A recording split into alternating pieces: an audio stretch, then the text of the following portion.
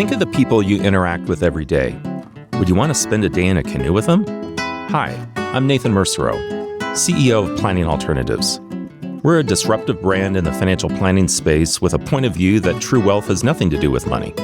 Growing up in a small town in Canada, I experienced examples of families with money and without. It started me on this journey of understanding wealth and the idea that spending a day in a canoe with someone could be one of the best investments you could make. Join me as I sit down with leaders, entrepreneurs, creatives, rule breakers, and friends to discover their perspective of true wealth. And maybe you'll start to shift yours.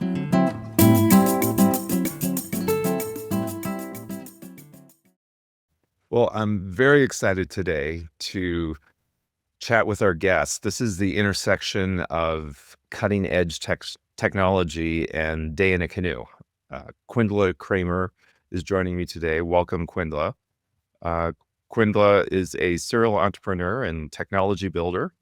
He's known for pushing the boundaries of real-time communication, and as co-founder of Daily, he's making high-quality video and audio APIs easy for developers to integrate into any app. Everything from telehealth to education to virtual collaboration. So, Kwindla, and you mentioned you go by Kwin, welcome. And what first pulled you into the world of real-time video and developer tools? You know, I got really lucky and saw the internet early when I was in college, and it just really struck me that connecting everybody all over the world using computers was a new thing and was going to be really powerful and important. And I think that came from growing up in a house of a couple of journalists. Both my parents are journalists. They do global stuff. They've covered Africa for my whole life. And so I had this kind of sense of what it could mean to, make the cost and the friction of connecting people all over the world close to zero. So I, kind of learned to program a computer and then went to the MIT Media Lab for graduate school without probably enough experience to really, be a good candidate, but was lucky enough that they let me in. And just got more and more interested in the low-level plumbing. Like, how does connecting everybody in the world actually work? What do you have to build to make that happen? How does what we now call the cloud actually operate? And I like building things, and I just really loved that sort of slice of the internet, that low-level plumbing, networking, audio, video, codec slice. And I think it's a real privilege to work on something you love. I have a friend who says that to a first approximation in the entire history of humankind, 0% of people have been able to work on what they love. So if you have that opportunity, you should grab it with both hands. So I've, mostly been able to do that, which is something I'm very lucky about. Daily's mission is to make communications for tech simple for developers. What problem were you trying to solve through that initiative? We started Daily in 2015. I'd done a couple companies before that. And the through line for me was that, technology that connects people and moves information around the internet in ways that, make it possible to do new things as a computer programmer or product developer. And the problem we saw coming in 2015 that we felt like we could uniquely solve was real-time audio and video being embedded in lots of websites and lots of apps. And I sometimes tell the story that, I had done this enough that I knew lots of people on Sand Hill Road, know lots of VCs. And when we were talking to people about Daily, I would pitch, friends, probably a dozen or so experienced venture capitalists. And I would sort of lay out what we saw as everybody's just going to be on video calls all the time. Video calls are going to be a bunch of different things. Sometimes they're going to look like what we do on Zoom. Sometimes they're going to look more social. But that's going to be the future of the internet. And these very experienced technology investors would look at me and say, almost without exception, say something like, yeah, I don't know. I just don't see myself like doing video calls. I kind of like phone calls. So, there's a couple lessons there for me. One is it's genuinely hard to put the packaging together to do a company that is looking 3, 4, 5 years in the future. So, you got to think hard about how to do that. It doesn't just happen. And the second is, even if you are a professional technology investor or practitioner immersed in, building things for the internet, very hard to see around corners, very hard to see what the next 3, 4, 5, 6 years are going to look like. And that is just hard for me as for everybody else. I just happen to have this one slice that I had been working on so long. I was obsessed with it. And I think we're seeing that again in AI. And one of the things we talk a lot about at Daily these days is this moment in AI feels to us a little like that 2015 moment for video and a little like that 1999 moment for the World Wide Web. And I think there are a lot of lessons that we're trying to apply there, which is to be optimistic in all the right ways, to be careful in all the right ways, and to think very expansively about what all these new tools are going to make possible for normal people, individual developers building software, people using computers, people using mobile phones. Like the future is so wide open right now. It's both exciting and, challenging. Unpack for listeners what you mean by those categories of, hey, it's optimistic, but it's challenging and it's on the cusp of really a substantial change in how the world operates. How does that relate or integrate into the work that you're doing with Daily now? So we started Daily to make it easier for people to build technology that makes human-to-human conversations possible. So things like telehealth that you mentioned at the top of the show, like many of the very large telehealth platforms run on Daily. We're the low-level audio and video infrastructure for tens of thousands of telehealth calls a day, probably more than that now. I think that makes the world a better place to not have to, get on an airplane and fly to see a specialist, or not have to bundle all your kids in the car to, and figure out how to go to the doctor.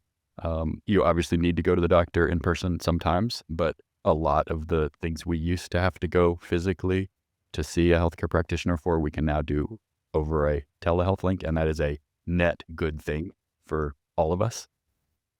If you sort of transplant that to the world of AI, the things that generative AI is now making possible, there are many things I think we can't predict yet, but the things that are obvious are things like we can give a personalized, very high quality tutor to every child in the world for every subject. And that is unbelievably interesting, exciting, compelling, and I think impactful. And we're so early that we haven't even really begun to do that yet, but you can see where people are doing those kinds of things, the delta in kind of educational outcomes starting to become clear already. So I think there's, enough examples that are now clear about what giving people's kind of universal access to what we call the state of the art large language models is, going to make a net positive benefit to individual people and to society as a whole. I think it's very clear how exciting that is. On the other hand, a lot of things are going to change. So self-driving cars are going to replace today's human-driven Ubers, probably replace human-driven long-haul trucking. So, you look at slices of the economy and you need to really think hard about how, as a society, we're going to make those transitions as, smooth as possible for as many people as possible in the face of sort of some big economic changes that are clearly going to come. What's your view on how to be aware consciously with the threats that AI could pose and evolve to? So I guess the root of that question is where's the moral compass in all this? And that on one hand, there's great opportunities to develop, to help children around the world to, learn things and evolve. But on the other hand, power gets into the wrong hands, and whoever controls that mechanism or tool can really do some damage. Where's the boundary line from your point of view, I guess, in that moral compass space? Yeah, I think there's a few things there, and it's worth trying to separate them out because the mechanisms are different. One is, are there new threats and dangers? So we talked a lot in the last election cycle about, AI-generated content tipping the news ecosystem over into, a dangerous place. I think that didn't happen as much as people were concerned about, but it certainly could in a future election cycle. So as a society, we're going to need to figure out how to adjust to kind of a new information diet, new content generation modes. The one I personally most worry about there, from a very tactical perspective, is, we can now clone anybody's voice, and you can't necessarily tell when you pick up the telephone who you're talking to. You can't tell the difference between a AI generated voice and the voice of your friend or family member. So that opens up a lot of new potentials for scams, especially for, people who do still answer the phone because they're home alone or lonely or whatever. And we definitely need to think a lot about that kind of thing. So that's kind of new threats. The second thing is who benefits. And that's a big bundle of stuff, but it is things like economic dislocation for certain sectors of the economy. It's things like, how do we pay artists and writers and musicians when their work is being used as training for these large models? And that's a social compact thing. That's not a technology problem. We can make a decision as a society about how to handle this. And then the third thing is just, what are the laws we already have about things like, calling people up and trying to defraud them? And how do we enforce those laws, because they're laws for really good reason, in a domain where there's sort of new stuff happening? So those are the ways I think about it. I tend not to think as much about some of the sort of bigger, flashier things people talk about like X risk, because I think we have plenty of like very tactical things we can wrap our arms around and try to understand. You've helped a lot of innovative companies start up. What are some of the lessons that you've learned in building a technology platform that still sticks with you? I mean, in some ways, the technology is the easy part, and the bigger social dynamic stuff is harder. I definitely think we were just talking about AI risk, and that's, there's a technology component, but there's a much larger social, government, regulatory, how we run a society component. You see that when you build a startup, because you go through the phases in your individual company of thinking about the technology, then thinking about the product, then thinking about the company that you build to create and carry forward the technology and product. It's three very different, they're not exactly phases because they coexist, but they're different kind of layers. You also, I think, see it when you build a company and interact with external world. I talk to a lot of younger entrepreneurs or startup founders about how to figure out how to sell to big companies, because that's a learning curve. You have your small company, you know how you make decisions. The way you at your 20-person company make decisions is very different from the way a 30,000-person company makes decisions. That's a learning curve to climb up. There are lots of good rules of thumb, but mostly, like most things in life, I think you just have to do it and, talk to people who've done it before, but then do it and, figure out how to do it well, and then build a company that can do it repeatably. So I think, I really like building things, but I often tell people, don't start a company just because you like building things. Start a company because you want to build a company that's good at building things, which is not the same. That often is the entrepreneurial trap. The thing that we are greatest at becomes prison or a limiting factor in terms of the growth opportunity. You mentioned building. Is that your zone of genius? Is that where you feel most energized? And what is your space where you're in flow? You're like, this is what I was meant to do. Oh yeah, I definitely feel most, the time flies by when I'm, at a keyboard trying to write some new code. That's definitely my happy place. And I do try to use that as a strength. For me, what works well is to try to stay close to the technology and then abstract from that sensibility and understanding. I know lots of really, really successful startup founders who almost take it from the opposite perspective. They think 100% about the market, and then they sort of backfill to think about the technology. I think that's super powerful and interesting. I try to do that too, but I know myself well enough to know that I'm happiest when I'm thinking about the technology and then trying to expand that thinking to some sort of useful way of considering like how the market's going to evolve and what the economic structure is going to be. Yeah, and so what advice would you give from a lesson learned that you've had along the way to other startups? Everyone has a vision, but they can get lost in the coal mine of just digging and digging and digging into that vision. How do you know when to say enough? How do you know when to say pivot? How do you know when to say I need help?